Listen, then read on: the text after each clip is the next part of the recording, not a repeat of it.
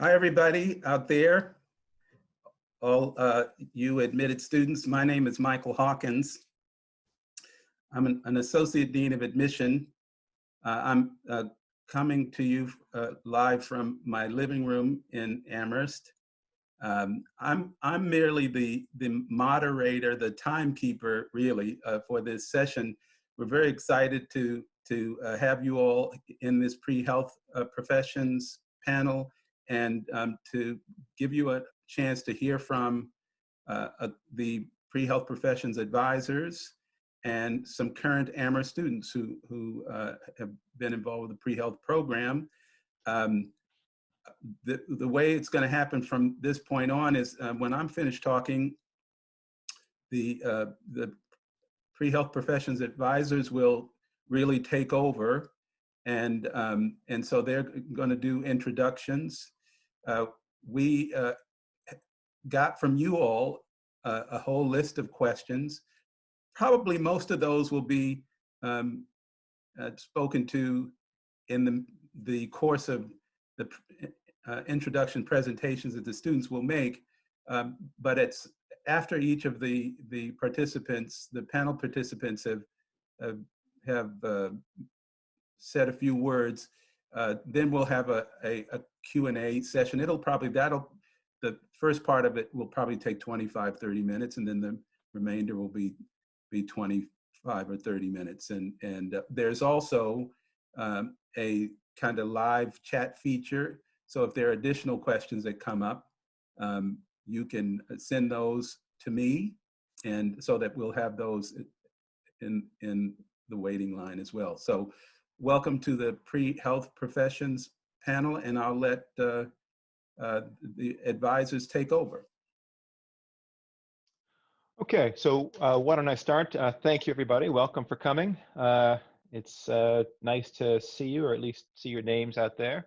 My name is William Loynaz. I'm a professor of physics, and I'm also the chair of the Health Professions Committee, the faculty chair of the Health Professions Committee. So I and my counterpart, Dean Aronson, will make just a few brief introductory remarks, and then we'll turn things over to our student panelists, and they're usually the stars of the show. You'll enjoy, I'm sure, hearing their experiences and their insights, but we're here too to answer technical details or to chime in as needed. There are a lot of technical details associated with health professions, and some of those will be answered in the course of our discussions naturally. Others are available. We have a good resource, Amherst Guide for Pre-Medical Students, on the Loeb Center website, and that's as much detail and then some as you'd ever want. So I won't generally spend a lot of time going over those things. In fact, it's easy to saturate on information about this. So mostly what I want you to remember is that there are people who are here to support and help students that are interested in the health professions. I'm one of them, and there's a committee, the Health Professions Committee, that, well, comprised of me and Dean Aronson and 3 other faculty who rotate through, who are here to support and advise and go to bat for current students that are in the health professions and alumni who are thinking about those things, sometimes prospective students who are interested. And we, as I say, we advise, we support, we connect, and we build a community around the health professions here at Amherst. And so maybe I'll just leave it there. I just want you to remember that we're here, that we exist for that, and that we're here to support that community and just to support you. Let me turn it to my colleague, Dean Aronson. Hi, everybody. Welcome. Thank you all for coming. Hope you can hear me okay. I'm speaking to you from my home also in Amherst, Massachusetts.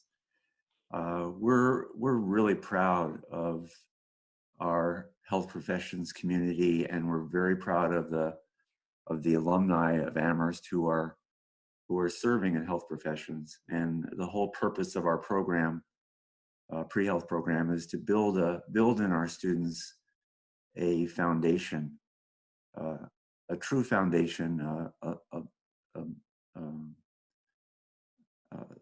that will serve them well and will enrich their careers.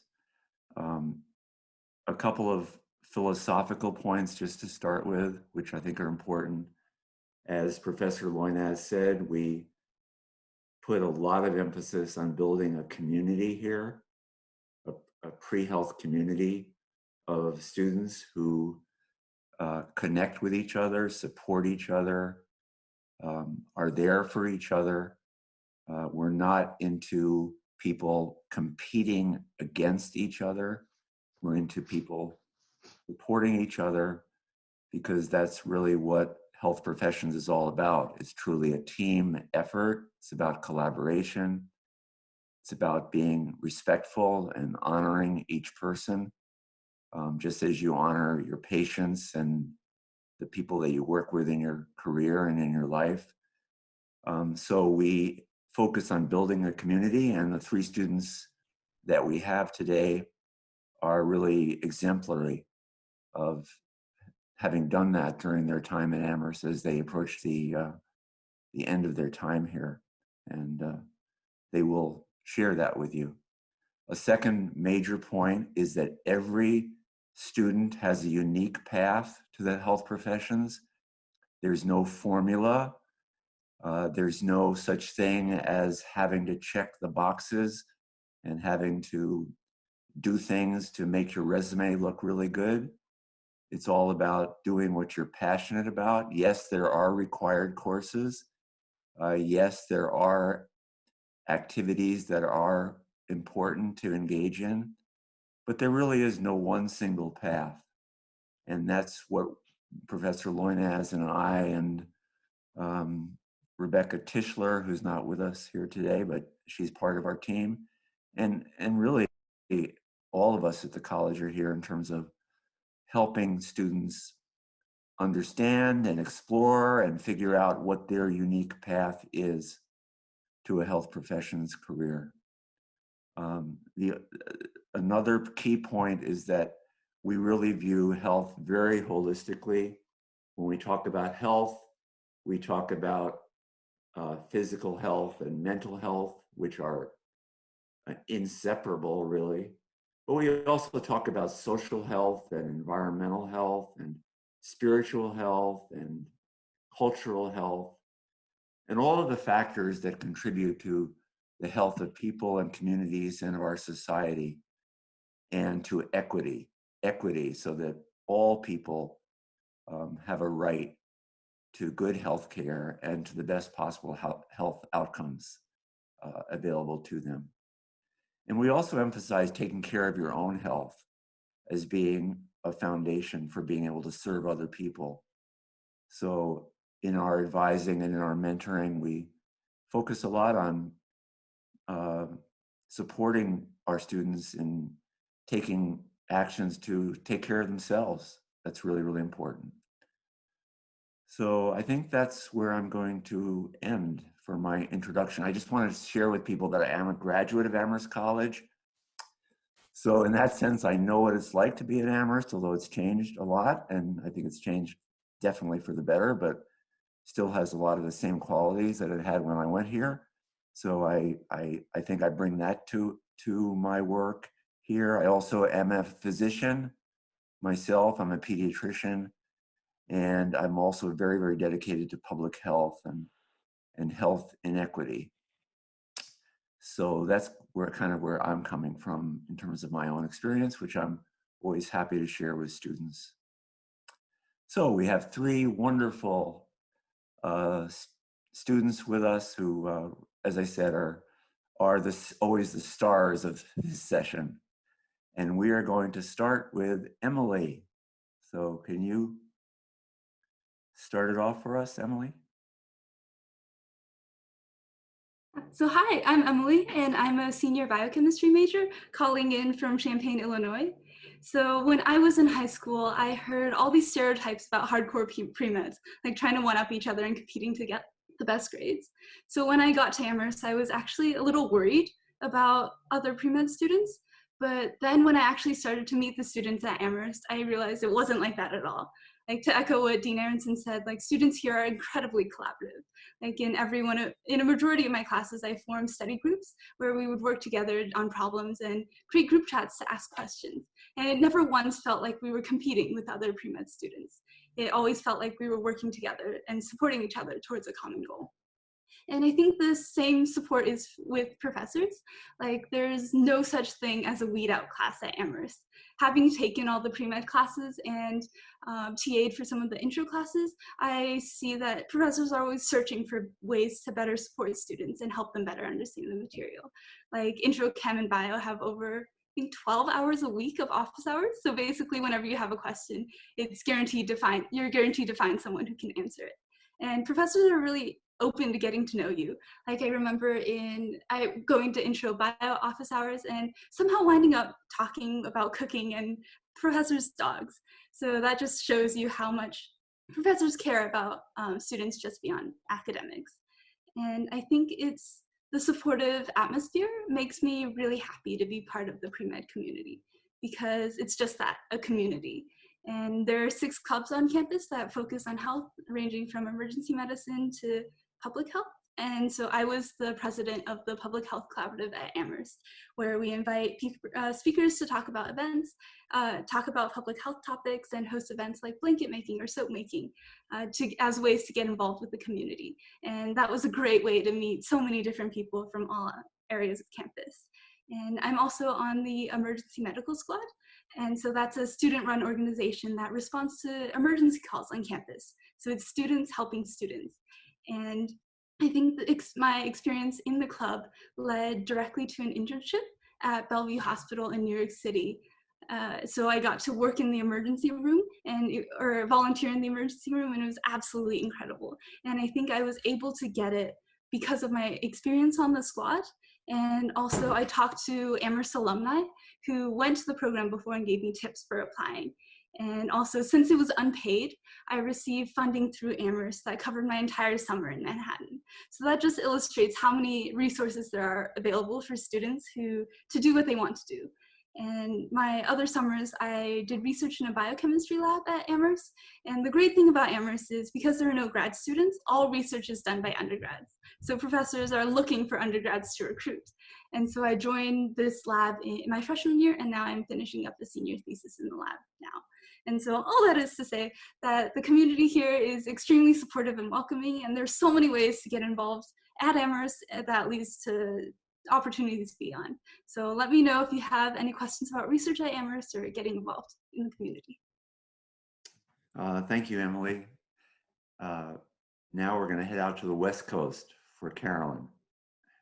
Hey everyone, I'm Caroline. I'm a senior psychology major, and I'm from San Francisco, which is where I currently am in my house. So Emily said a lot of really good things about the community of the pre-health students here at Amherst and all of the support that's given to us. I guess I will sort of lay out a trajectory of what I've done over the past 4 years in terms of pre-health and also other things besides pre-health. So starting with sort of academics, I took sort of a zigzag path throughout all 4 years to try to complete my pre-med requirements. I came in with no calculus math experience from high school. So I had to start taking math at my freshman year before starting my other pre-med requirements. So I already started basically a semester behind most people, which is totally okay. And actually I really enjoyed that because it cut the big intro science classes from about 100 students down to about 20, which is really great. And I got to know my professors a lot better that way, as well as the students who I was in class with. And then second year, I completed 4 other pre-med requirements, mostly just bio and chem. And my junior year, I decided to study abroad in the spring semester. So students who are pre-med and who decide to study abroad sort of have to break up, either complete their pre-med requirements before going abroad or split them up and finish them up senior year. So it's something I had to pre-plan early on, but it worked out because I really knew I wanted to travel and I wanted to have an experience learning in a different environment. And also junior year, for a semester, I worked in a microbiology lab with a professor on campus whom I adore and whom I created a great relationship with after taking her class, her microbiome class, my sophomore year. And then also before I was admitted to Amherst, I actually shadowed her class while visiting campus, which was awesome. So we sort of bonded over that. And working in her lab was a great experience. Super easy to get involved with research on campus with professors.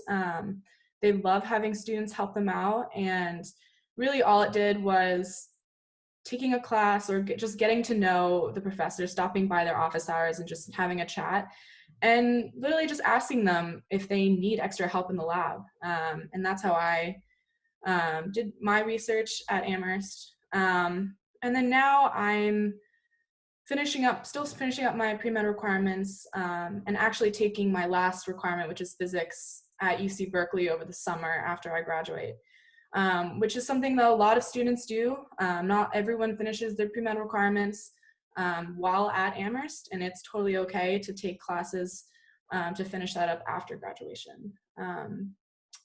So aside from that, I'm on the track and field team, and I've been on the team for 4 years, and Stanley will also talk about that too. All of us are on ASIMS, which was that volunteer EMT club that Emily was talking about, and that experience has been amazing, has taught me so many different things about working in the medical field, as well as interacting with many different types of people, and really being that person of support when they're in need. And that also helped me sort of get an internship over the summer. Having a qualification as an EMT helped me travel to Haiti one summer. I think it was sophomore year. I have a deep interest in public health and traveling and health inequities, as well, as Dean Aronson mentioned. And so I actually was able to volunteer in Haiti in a rural clinic, helping triage patients and actually treat patients myself, which was really exciting, and I learned a whole bunch from that. My third summer, I actually got help from a Amherst alum. Her name is Emily Hirsch, and she works at Mount Sinai in New York City. And after reaching out to her, she gave me some pointers on how to sort of get a clinical internship that involves shadowing experience. And through her advice and giving me some of her contacts, I reached out to a bunch of different physicians and actually was able to sort of do research and study under one of the physicians for a summer in New York City at Mount Sinai, which was a great experience. Besides that, I'm involved in Amherst Dance. I was the president for Amherst Dance for 2 years. And I also started Amherst First rock climbing team, which has been really fun to get involved in and have people get involved in as well. So those are some of the things that I do outside of pre-health. And then to wrap it up, I think just echoing what Emily and Dean Aronson have been saying about the pre-health community at Amherst, it really is one of support, of positivity, of collaboration. I've never felt, the need to sort of make nice with professors to try to get that good grade. I've never had anyone not share notes with me because they wanted to do better on the exam than me. Everyone helps everyone else out, and we all have fun doing it together, because to be honest, pre-med students, I think we have something special in that we're used to, and we have the drive to self-motivate and work through the tough times.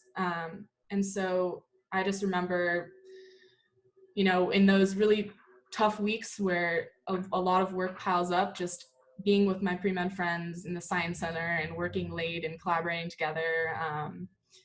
And that helps you get through it. And anyway, so that's my little spiel, and I guess I'll move it over to Stanley.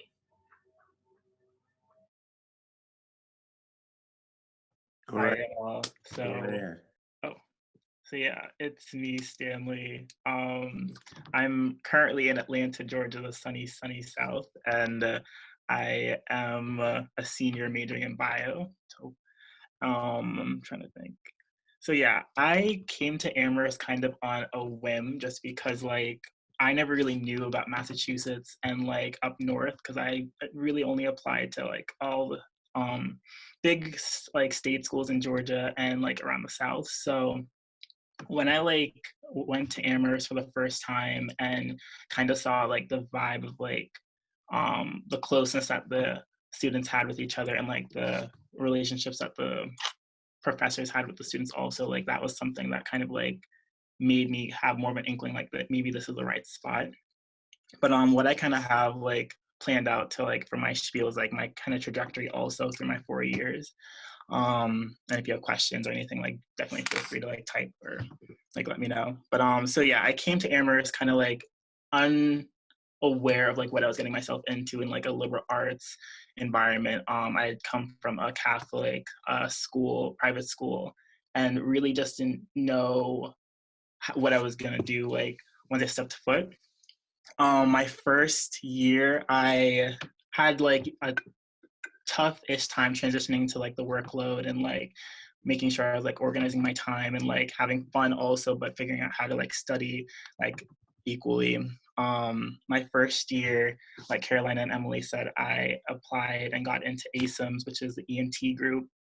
And ASIMS really taught me how to become a leader and also like what I want in my future career, just because helping people is something that I know I wanted to do for a really long time. But I think actually doing it on campus, like actually kind of showed me what do I want to do for the rest of my life? Like, do I want to do emergency medicine or do I want to work with like um, minority groups? Like it kind of like started the questions of like, okay, this is real. I'm going to start like actually doing this in the next like 4 to 5 years or whenever like I get that MD. But so yeah, like my first year was like trying to kind of like transitioning into like the space, just trying to figure out like how I work best in this environment. And like I think one of the main extracurricular highlights of that year was like ASIMS, like EMTM. So we transitioned to second year, sophomore year. We're getting to the groove of things. Like I'm understanding how Amherst works. Like I'm not getting lost anymore, which is really cool. I'm getting like my clique of friends, which is really good. And I also applied to be an RC, which was another like my first job on campus as well. And that kind of also had to work with upperclassmen and people who I never met before. So my first year, I had worked in an underclassmen dorm in James Hall, which hopefully we'll see in the fall or sometime soon. But in that like space or in that like role, I was able to like work under pressure and in terms of like figuring out how to make sure it's an equitable, comfortable space for people of all different backgrounds. And also it was really fulfilling to actually plan like events and programs for like first years and actually have like they actually had fun. So it was like, okay, cool, I'm like actually tapping into people and they're like actually giving something back into me. So that was really like a dope experience in my second year, sorry. Trying to think.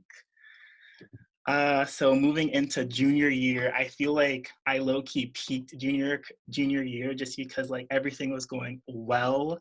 Grades were on top. I was on top of my grades. Like I had good relationships with my professors. It was just like I really had like I was living my best life junior year. As I said, I was a EMT in ASIMS. I was still in RC my junior year. I typed into the Charles Drew Health Professions program and was a mentor with Dean Aronson and Professor Loinez and like helping undergrads or underclassmen like figure out like their classes and like what to do and what not to do, which was really, really cool just because I've learned a lot through my 4 years of like what's right and what's wrong, which was good. And I also joined my first lab experience my junior year, which was definitely eye-opening just because I felt that I never really understood what a research environment was until I really came to college and in your junior year, I felt like I was kind of behind, but with the professors and the support at Amherst, like I really just like got into the groove and like got working, and it didn't feel like I was really behind, and really people there were there to support me, which was really amazing. And yeah, moving on to senior year, which is supposed to be like my graduation year, like everything was great, and it was great. It is. I mean, under the circumstances, I'm like glad we're all safe and at home. But yeah, it was like really smooth sailing. I maintained all my extracurriculars, relationships, my grades were good, and yeah, I think that's like kind of the abbreviated summary of like my 4 years. For the summers, I did 2 internships. My junior summer, no, sorry, my sophomore summer, I did an internship at Columbia under like a public health program, which was probably one of the most like fulfilling programs, and I learned so much from that internship. And the only reason I even knew about it was because of my friends and like the Globe Center like kind of pointing me in the right direction. So I can't like thank them enough. And my junior summer, I did a clinical trials related internship at Harvard Medical School. So that was more so like a 9-to-5 job, which was really good for me just because the next few years I was gonna actually start applying for jobs and things like that. So it kind of like taught me like what's work ethic and like work etiquette, and how do you like make sure you're bringing like the right attitude to like a cubicle space and things like that. Like it was not only just like really good experience for like medicine and stuff like that, but just like growing as a human being. Like I felt like I was really like restored or fulfilled in those ways. And trying to think how I can like wrap this up.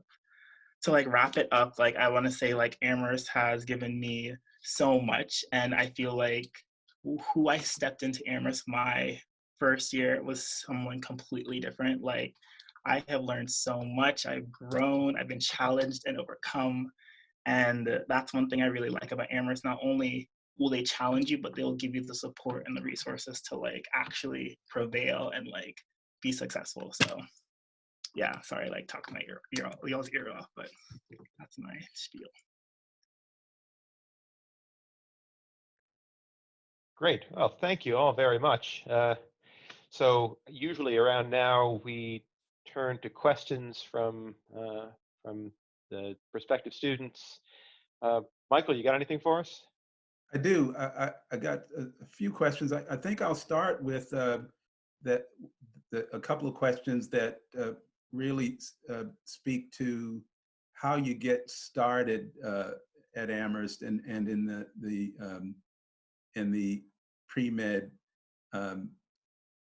track. And so the first one is it's a more general question about what was the hardest part of adjusting to Amherst College as a first-year student? Who wants that one? Who wants to start? I can start. So I think the hardest part about adjusting is sort of a good thing hidden in a disguise of a negative thing, and that is when you get to college, and especially Amherst, there are so many new things that are open to you, and it's very overwhelming at first. You can go in a million different directions, and you have no idea sort of where to start. And once you open up some doors, other doors close. So the question becomes, which doors should you go to and which ones should you avoid? And so I think for me, what really helped was sort of getting a game plan together. And I sort of kind of mapped out my 4 years ahead of time, starting freshman year. And it started off by meeting with Dean Aronson, getting a layout of, what I needed to accomplish by the end of my time at Amherst, class-wise, extracurriculars, and things that I was wanted to do that I was interested in.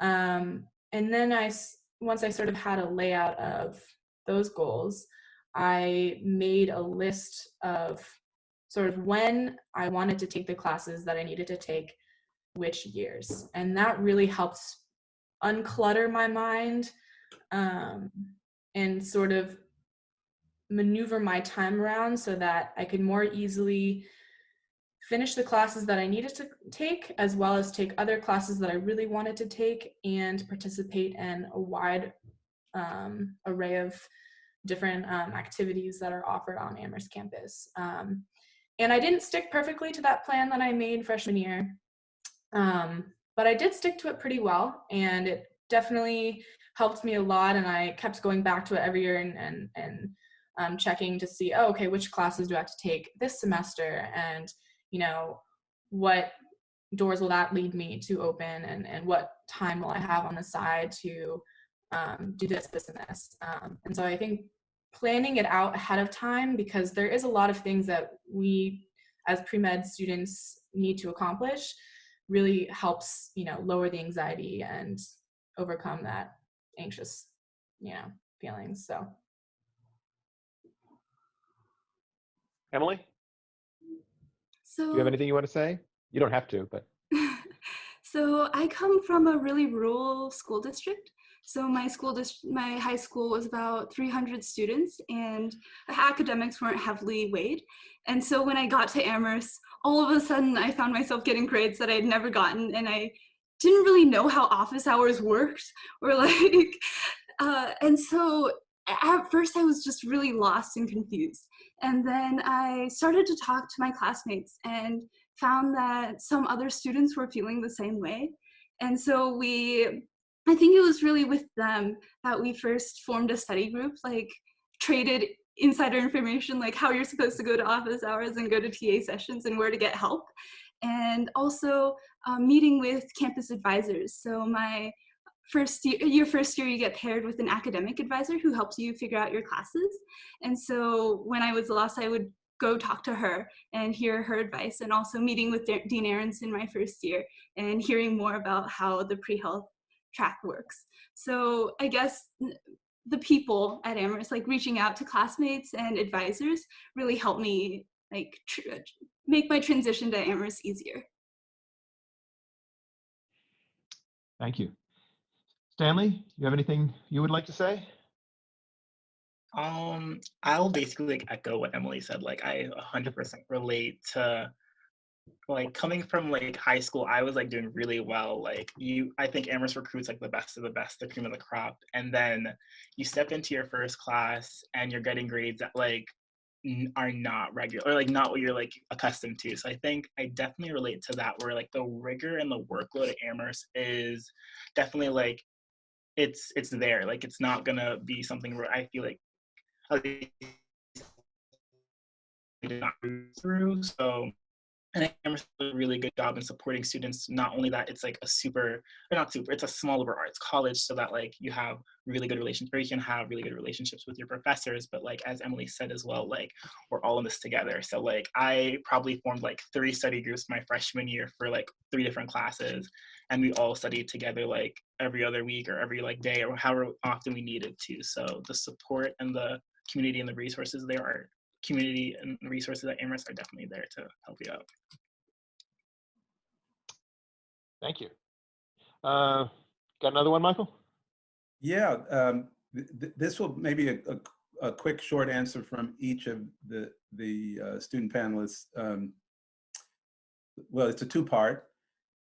Did you enter Amherst thinking you'd be pre-med? And what was the biggest moment where you doubted you would actually complete the pre-med track?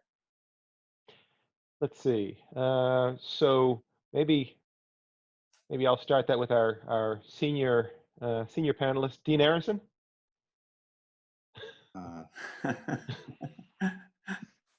Yeah, I mean, I didn't come into Amherst when I was a student here. I didn't come in knowing for sure that it'd be pre-health or pre-med. By the way, a couple of points I want to echo and emphasize. One, we do not have a pre-med major at Amherst. We have a pre-health or pre-med track. There's no such thing as a major. And the second important point is that people major in everything. people major in anything. We have probably close to half of the students who go on to medical school in particular are non-STEM majors. So we encourage people to do what they love to do, what they love to learn about. It's really, really important. I majored in religion myself. And I didn't really, I did a lot of exploration in my first year or two. And we encourage that in the students that we work with. And as all three of the students said, meeting with us early on in the first year is really, really important. And those early meetings are really trying to really get our students to think deeply about what they're passionate about, what they care about, who they are as human beings, who they're becoming, and how they want to make an impact in the world and in their personal lives.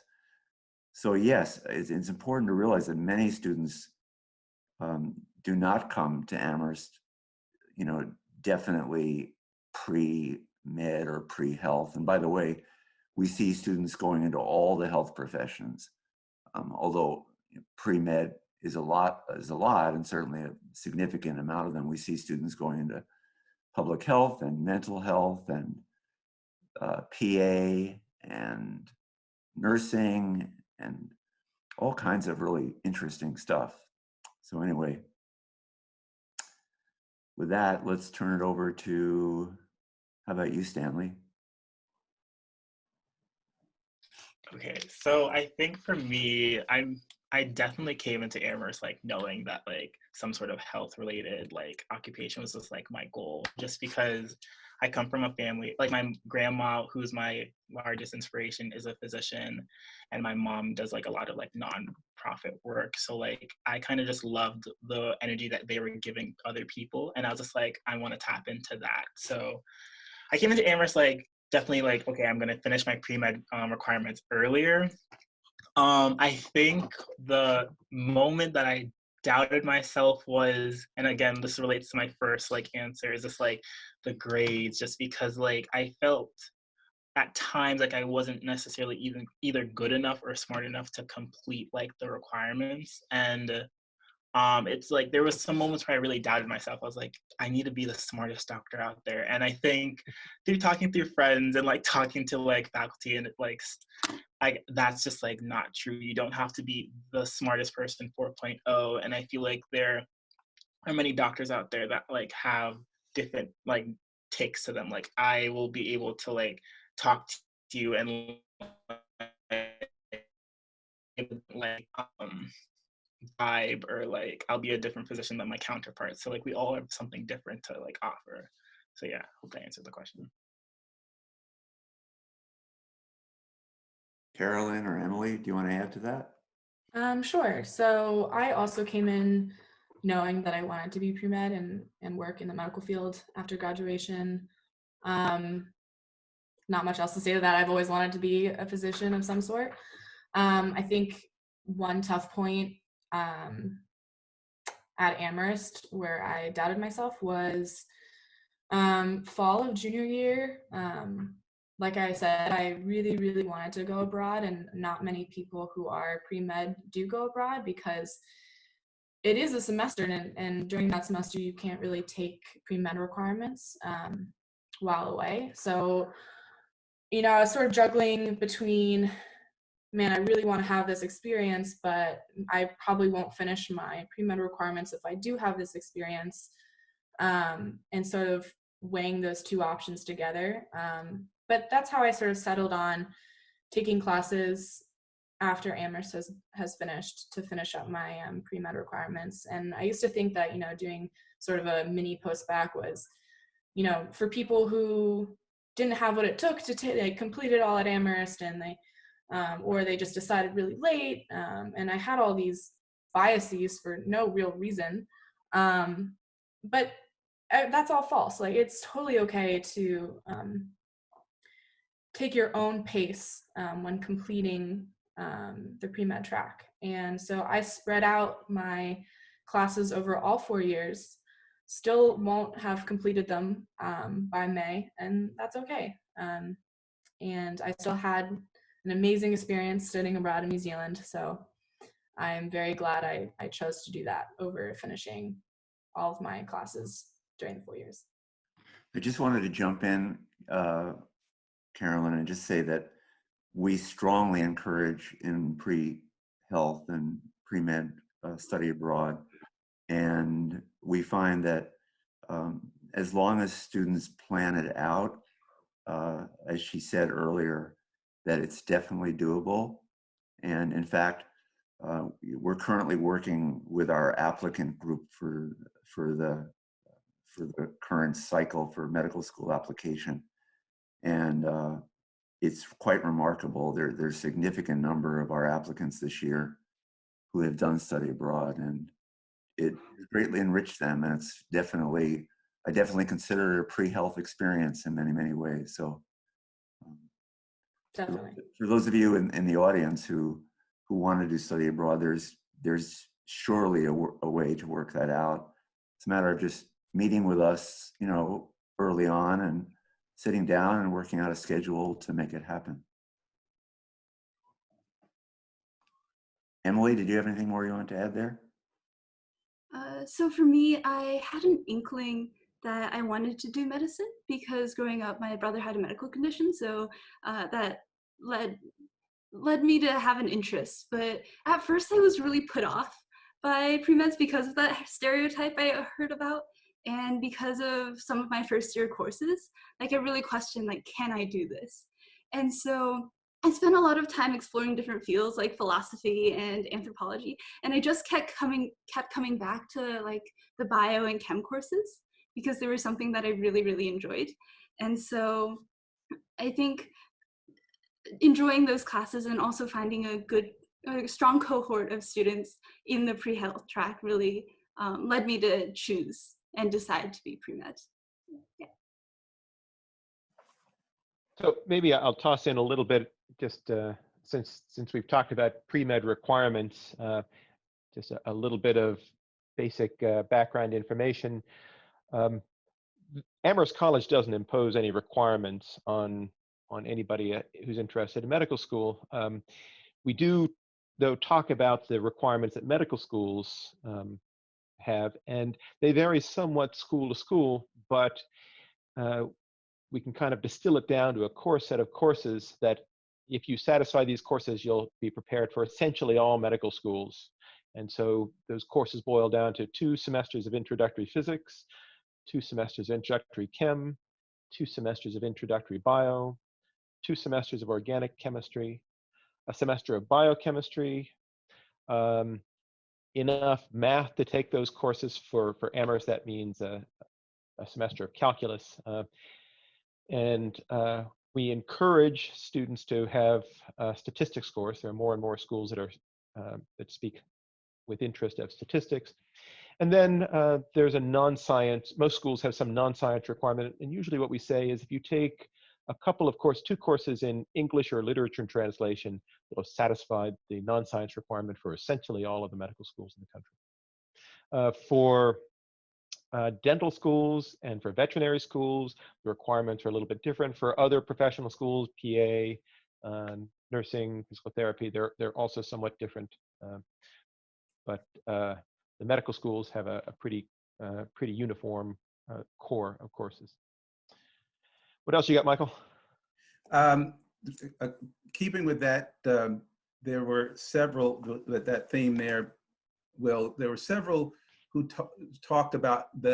asked about the integration of the requirements with that the med schools have with other subjects, the rigor, the challenge of doing both your major and a pre-med track, and even some asked about the doing a double major. How do you balance all of it? Yeah, go ahead. Yeah, I think I can speak to that. So I'm a psychology major, and currently there's no overlap between psychology and the pre-med track. So it's essentially like doing 2 majors. That is because the pre-med track is a lot of courses. And it does kind of sound like a lot. However, I easily managed my course load and taking both of them, as well as taking other classes not relating to psychology and pre-med. I love art history. I've taken art history classes, English, history, sociology, public health. And I think it's all a matter of time management and, just prioritizing your studies over other things when it comes to really critical time periods. And those time periods are those crunch periods where you have a lot of things sort of on your plate at once. And, sometimes it's hard because non-pre-med students have a lot less coursework or like course time than we do.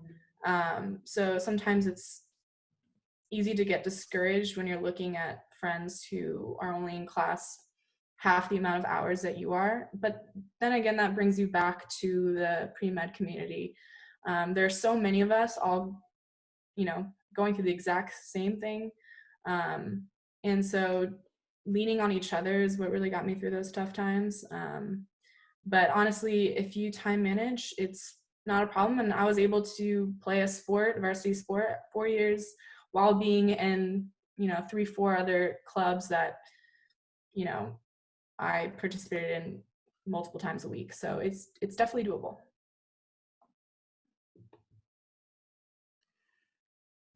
Should I ask another question? I just wanted to add, sorry. Go ahead. I just wanted to add something about the open curriculum at Amherst College. So because there are no distribution requirements, besides your major courses or any like pre-med requirements, the rest of the courses are free to do whatever you want with. So like I would have taken 5 philosophy courses in my time at Amherst and like some anthropology, religion, theater, dance. Like it gives you so much room to explore. So yeah. Stanley, do you have anything? I would just like echo again what Caroline said with time management. Like I think anything is possible in terms of like juggling a second major or like a ton of extracurriculars, as long as you know how you work and like how to prioritize. Like if a midterm's coming up, I need to dedicate more time to that and less time to like socializing. Like it's up to, I think this, it's like you have this like support from your like your resources, your faculty members, your friends, like all to you to like figure out like what do I need to do and be like on.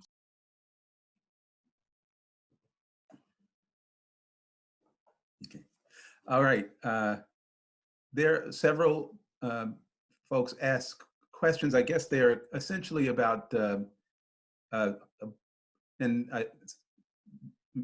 most of the panelists spoke to this at least briefly, but I wonder if there's anything to add about opportunities for practical experience, internships, clinical experience.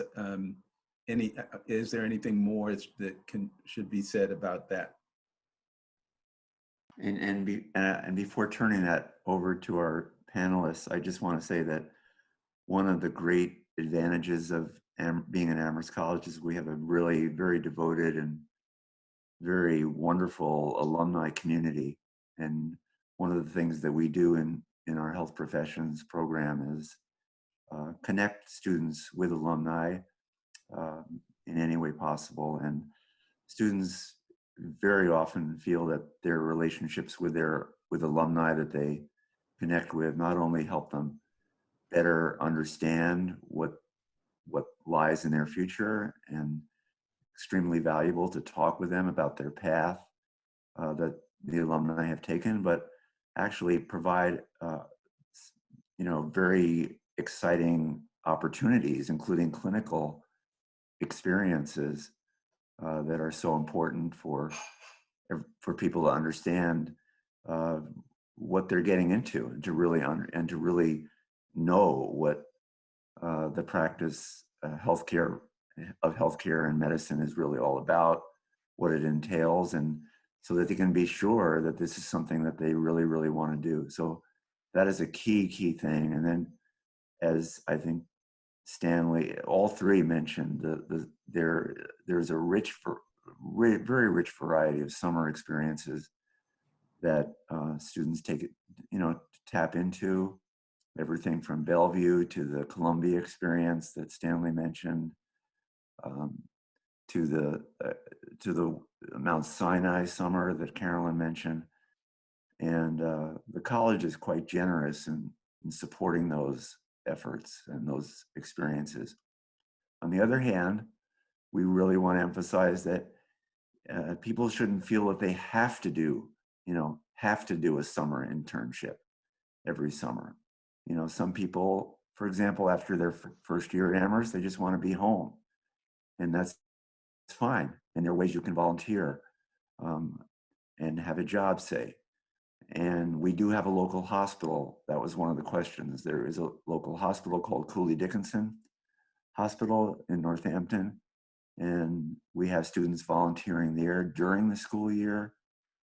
And we really emphasize service a lot, and doing things that help other people, enrich the Amherst community. All of those are pre-health. Being in dance, being on the track team, being in the public health collaborative, as Emily mentioned. All of those are really pre-health, because they set the foundation for the kind of humane, competent, compassionate, holistic healthcare providers committed to equity that we so much need in this country and in the world.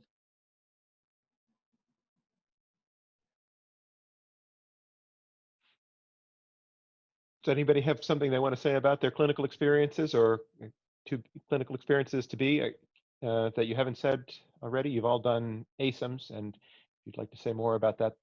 But Carolyn, you're doing something after Amherst, right? Yeah, so I'm taking 2 years off before going to med school, and I am starting a job in late August, doing research and also helping out with patients in an orthopedic surgeon's private practice. I'm interested in going into orthopedics for my future career, so that's hopefully will be a good stepping stone. So I'll be doing that for 2 years, and currently right now I'm volunteering with the Red Cross with transporting blood products from blood donations to all the hospitals in San Francisco where I'm from, as well as volunteering at the blood donation drives themselves and sort of screening people, taking their vitals and making sure that they're all fit to donate and not, sick with COVID-19. So those are the things that I'm doing now clinically. But also, like I said, mentioned before, Emily mentioned before, and what Dean Aronson has mentioned is the alumni network at Amherst, I think personally is one of the best in the country. Alumni love to help students, both through connecting them with jobs, financially. Emily mentioned that her whole summer in Manhattan was funded, and that is through alumni. And my summer at Mount Sinai also was fully funded by alumni as well. Alumni even like to help out with classes. I actually am in touch with an alumni who's in the medical field, and she's helping me sort of research stuff for my private and last paper for my history of psychiatry class this semester. So she's helping me out with that because that's her field of expertise. So alumni will help out with future jobs, internships, current coursework, anything of that nature. Thank you. Michael, we have time for more. little bit more? Or? Yeah, yeah, officially got 3 minutes left, but maybe we'll go a couple more minutes after that. Here's a question that was asked, and there were a couple of questions asked, and I guess I would describe them as how would you describe persistence in the pre-med track and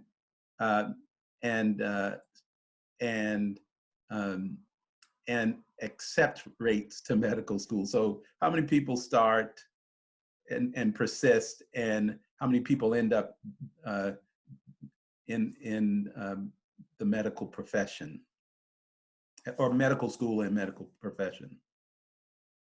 Okay, sort of a technical question. Yeah. And let's see. I could field this, but maybe Dean Aronson, do you have anything you'd like to say about this? Why don't you go ahead, Will? Okay, yeah. So on the persistence, it's a little bit hard for us to say. By some counts, something like a quarter or a third of the entering class comes in maybe interested in medical school, but sometimes those interests are not entirely, they're not well formed, or it's an idea people are playing with. And so because we don't have a pre-med major, because nobody declares pre-med, but maybe they come and speak to us and express their interest, or maybe they don't, we're not entirely sure. Certainly some students who come in are thinking about medicine, but they're thinking about a lot of different things. And usually as an advisor, I say if we're doing things right at the college, then in the course of your time here, in the course of conversations and with faculty, in the course of the courses you're taking, you come up with ideas for what you want to do that maybe had never occurred to you before, that you are excited about things you didn't know existed and were possible. And it's entirely fun and wonderful to pursue those directions and to save the world in all kinds of different ways, medicine just being one of them. So some people started thinking about medicine, and then they find something else that lights them on fire, and then they're off and running in that direction. And that's great. I consider that, as an advisor, I consider that a real victory for people to find things that they passionately want to do. We probably have somewhere between each year applying to medical school, 50 to 70 or so applicants coming out of Amherst is a steady state. So, if the entering class is about, what is it, Michael, about 450 or so a year coming in? 475, about 450. 450, 475, and I don't know, ballpark, a quarter or a third, something like 100 people are interested. Probably, 50 to 70 apply every year. So that's a pretty significant number that go on through. And then of those that are applying, in any given year, 60 to 80% are probably admitted. Actually, it's usually more like 70 to 85% of first-time applicants are admitted. Some applicants don't get in the first time they apply, and if they take seriously the feedback that they get from medical schools and they persist and reapply, they very often get in. So the acceptance rate after that is in the 90%, I imagine. We don't actually track those statistics all that carefully. These are sort of ballpark numbers because we're a small enough place that we're not driven by the statistics. We know everybody individually. We know the strengths and of each applicant, the places they've got to work on, and we know how each applicant, we know how each student, an alum applicant, we know how to tell their stories. And it's not the same story for every person. It's not a statistical story. We're trying to tell medical schools, we're trying to really help the applicants tell medical schools, what kind of a doctor am I going to be? What kind of a great doctor am I going to be? And there are lots of different kinds. I say, we're small enough that we can figure that out. And so the statistics is rarely a driving force for us so much as the nuances of the individual applicant. Very I don't good. know. What do you think, Dean Harrison? You got anything you want to add to that? Or No, I think you said it really well. Thank you. It occurs to me that there are other panels that are about to start at this hour. So there are some people are dropping off, but it looks like it's been pretty persistent. I think most of the questions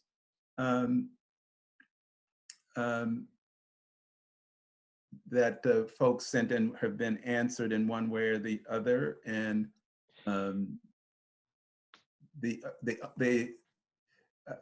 several people asked questions about, just the balance of various things. And I know that a couple of you, Caroline and Stanley, someone asked, what is it like to balance all of your academic expectations and pre-med, pre-health requirements with being an athlete, or any other activity for that matter?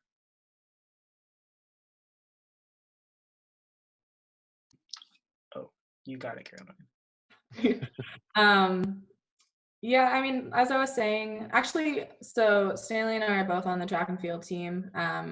It's the largest team on campus. However, we also have a huge amount of pre-med students on the team. And actually a lot of students who are on ASIMS as well, which is kind of fun. Athletics at Amherst, as hopefully you all know, if those of you who are interested in it, is D3. And what that means is that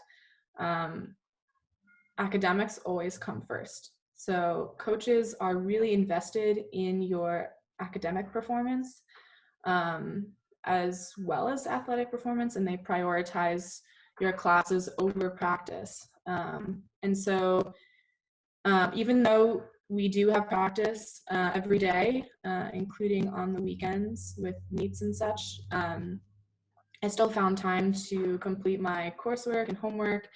And I think that it sort of like changed for me, when I do my work during the day. In high school, I always did it in the evening after coming home from school and practice. But once I got to Amherst, you have a lot less frequency of classes than you're used to in high school. And so there's a lot of more time chunks during the day that you can use to get your work done before practice and other extracurriculars.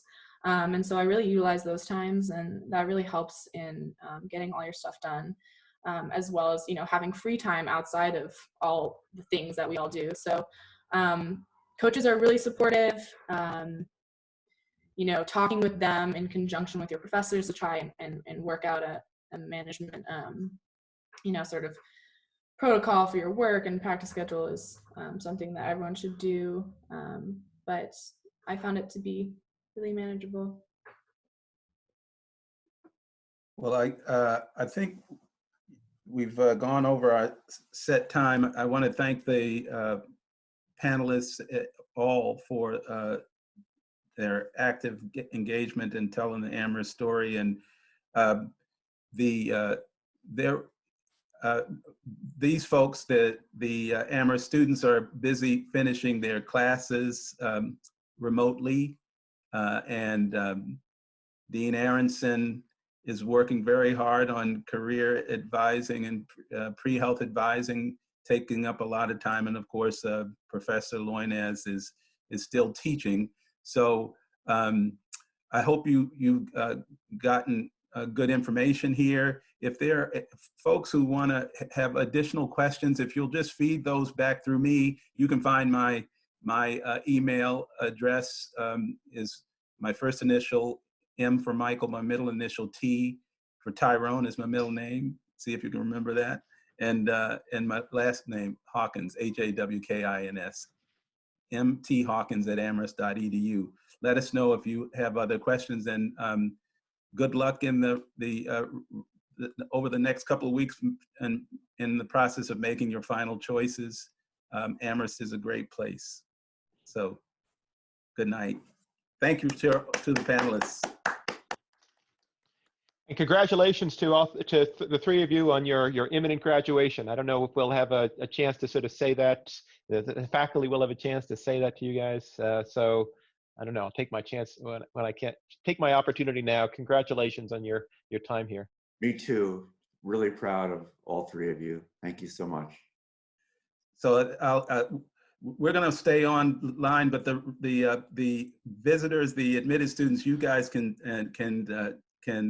sign off now.